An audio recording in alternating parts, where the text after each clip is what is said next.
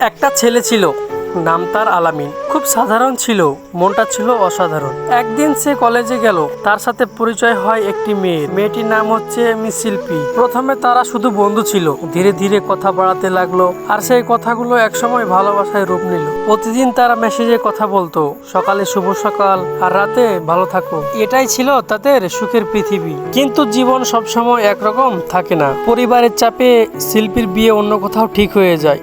শেষবার দেখা করার সময় শিল্পীর চোখে পানি লুকিয়ে বলেছিল, যদি ভাগ্যে থাকি একদিন আবার দেখা হবে। আলামিন শুধু হেসে বলেছিল, আমি তোমাকে দোষ দিব না। কিছু ভালোবাসা মানুষকে পাওয়ার জন্য নয়, সারা জীবন মনে রাখার জন্যই আসে। বহু বছর কেটে গেল, দুজনের পথ আলাদা হয়ে গেল, কিন্তু স্মৃতিগুলো রয়ে গেছে আগের মতোই। কারণ সত্যিকারের ভালোবাসা সবসময় একসঙ্গে থাকে না, কখনো কখনো দূর থেকেও কাউকে আজীবন ভালোবেসে যাওয়ার নামই সত্যিকারের ভালোবাসা। সো বন্ধুরা, আজকে এই পর্যন্ত। যদি ভিডিওটি ভালো লাগে অবশ্যই লাইক দিও। আর হ্যাঁ, তোমাদের প্রিয় মানুষের নাম দিয়ে যদি লাভ স্টোরি ভিডিও বানাতে চাও তাহলে অবশ্যই কমেন্ট করো। নেক্সট ভিডিও পাওয়ার জন্য অবশ্যই চ্যানেলটি সাবস্ক্রাইব করো। ফেসবুকে দেখে থাকলে অবশ্যই পেজটি ফলো করো। ধন্যবাদ সবাইকে।